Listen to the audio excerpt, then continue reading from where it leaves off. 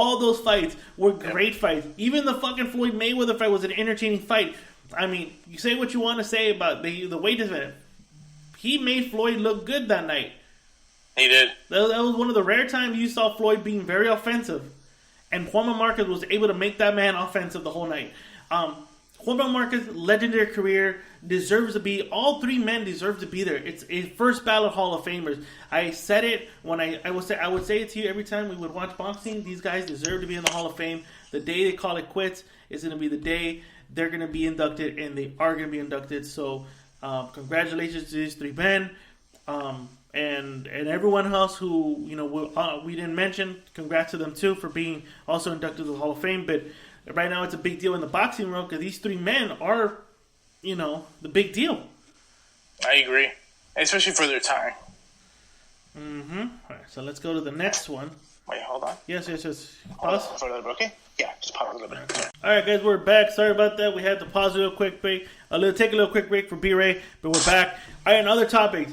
I'm a boxing fan, and I love Bud Crawford. I love Terrence Crawford. But this whole Joshua fight, Wilder fighting a couple weeks ago, the whole Canelo scandal has overshadowed the fact that the pound-for-pound champion in my list will be fighting in a couple weeks. Yeah. I didn't even know. Wait, you forgot? I completely forgot that he is fighting in a couple weeks. Again, like I said, you got Joshua Ruiz, you had Wilder-Ortiz, you had the Canelo drama with Kovalev, you had a bunch of other stuff circling. It's overshadowed, and the fact that I don't see a lot of promo for this fight. No, you're right. I believe it's next week. Yeah. Yes, it is next week. And next week. There is not a lot of coverage for this, which sucks. But I'm not here to talk about this upcoming fight. We'll talk about that next week. I'm here because I was reading an article on Boxing House, shout out to Boxing House, that Terrence Crawford is frustrated of not getting any PBC fighter to agree to fight him. With so many options within their own stable, the PBC brass are in no hurry to match their welterweight stars against Crawford, which is certainly going to require a co-promotion with Top Rank and involvement with ESPN. And I quote from Terrence Crawford, "It's frustrating, but I look at it as a business move by them, not to fight me. I'm not going to knock them or be a hater, but I know where I stand, and I know the game, and they're playing, and there's nothing I can do about it. I just have to focus on what I can do and keep making a living and keep making a name." B-Ring, what's your thoughts on that? I'm upset too. That idea upsets me that he can't be fighting guys like Danny Garcia, Sean Porter, Errol Spence, goddammit. That frustrates me too because I want to see how he looks against fighters like them. I mean, we're kind of seeing that with Errol Spence. So we're like, okay, he is pretty good. All right, Spence, he belongs there. We want to see the same way with Terrence Crawford. So I can understand it. I'm pretty upset too. Hell, I've been upset for already a couple years about that idea that he's not been fighting PBC fighters. But he's right. They're not in a hurry. PBC, the welterweight division, PBC got some good fighters that they go, we're not in a hurry. We can mesh up all these guys over here because we can make these fights happen. We can make money off of them. They have monopolized the division the same way we felt that DAZN monopolized the middleweight division. Yeah, there we go. It's within a one network. Yep. Okay, well, Bob Arum, who's also, again, promoter of Terrence Crawford, who's out there promoting right now, who had a fight card last week, was commenting about a potential Crawford opponent. And Bob Arum said and stated that he would like to make Terrence Crawford versus Sean Porter in 2020. Kenny Porter, which is the manager and father trainer of Sean Porter, responded by saying they welcome the challenge. B-Ray, this would be a good fight for Crawford. I love that. And a much-needed step up in opposition for him. That's the fight I'm talking about. Do you think it gets made, though? In the sense of, do you think that would Al lend Porter to ESPN? I am leaning a little towards probably, yeah. Maybe wishful thinking, maybe because I want to, but I like to think that's a possibility. Al Haven might go, all right, I'll give you one. And he might say, all right, Porter. Give you Porter. If I'm Al and I'm trying to claim all the titles, And if it's rumored that he is trying to make the PBC belt, and it's kind of like the Avengers Infinity Stones. You need that one. You need that one belt to finish the gauntlet. You need the WBO belt. Who do you send over? Well, let's send the toughest fucking welterweight out there. No one looks good against this guy. And even if you win, it's still in doubt that you won the fucking fight. So I think that's why I want to see it, because if he gives Crawford a hard fight where you go, holy shit, like, this is the first time in a long time this was a close fight for a Crawford fight. That's why I'm curious to see that. I don't mind seeing it. I don't mind seeing it because maybe this will create a bridge between Al Heyman and Bob Arum to work together into possibly making the Spence versus Crawford fight in the near future. I would love to look, and I was thinking about it. I was like, I don't know. I would like to see it because I think it is. I think the knock that a lot of people give Terrence Crawford is he hasn't fought anybody at welterweight. And I think that's why people don't put him as one of the best pound-for-pound fighters. I do, but we've talked about this numerous times. People base their list on resume and who have you fought, not what skill set you have. I would love to see that because I think you're right. I think Sean Porter has given Danny Garcia, Keith Thurman, and Errol Spence all they can handle, and some of them have won, but it's kind of questionable wins in some ways. Yeah. What would Terrence Crawford do? How would Terrence Crawford look? This would be a step. This would be a step up for Terrence Crawford. For Sean Porter, this is just another day in the office. He's fought the best of his division. Crawford hasn't. So I think that's a good fight to make. I think that's a good invest. If I'm ESPN, and again, you're in the pay-per-view business and you're in the making money business, which they are, because that's why they're in the boxing business, then I would tell Bob, give them what they want give Al and Sean what they want as long as they lend them to us over here. Because again, Sean Porter is not tied to any promoter. Sean Porter is not tied to any network. As far as I know, folks, he is not tied to any network. I have not heard anything that he's exclusively only to Fox. Nope. I know he works for Fox as a commentator for PBC on Fox.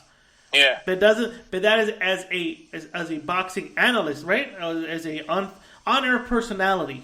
Yeah, I guess you want to say either or. Yeah, as an on-air personality, but it does not make him binded as a fighter.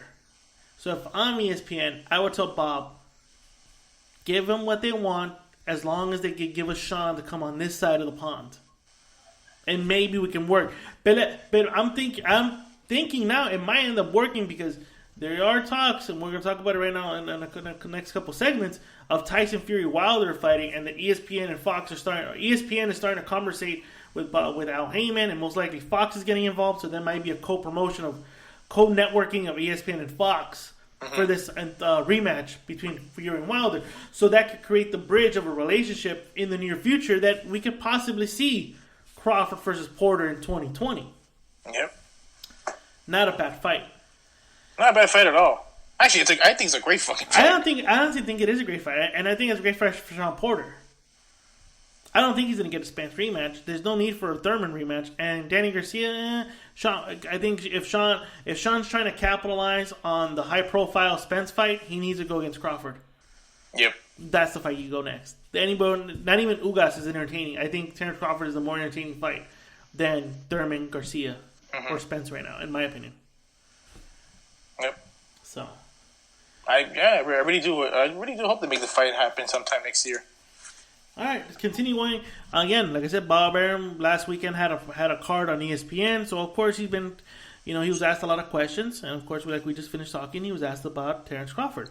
Now he's being asked about his next fighter, his golden boy, if you would say, Vasily Lomachenko. And what's his next fight? Bob Arum has stated that his next fight against Vasily Lomachenko would be the winner of Richard Comey, Teofimo Lopez for the undisputed lightweight crown, and is being targeted for April. Arum has stated that he wants to make the bout in Europe. Why Europe? I don't know, B-Ray. That's where he wants him to fight, Europe. What's your take on that? Okay. So he wants the winner of Comey, Teofimo Lopez. I like that idea. It kind of threw me a bit off guard. He wants to do it in Europe, but of course I love that idea. I mean, Teofimo Lopez, he's been calling him out. He's wanting that fight. I want that fight to happen. Europe, though? That's the thing. You know what?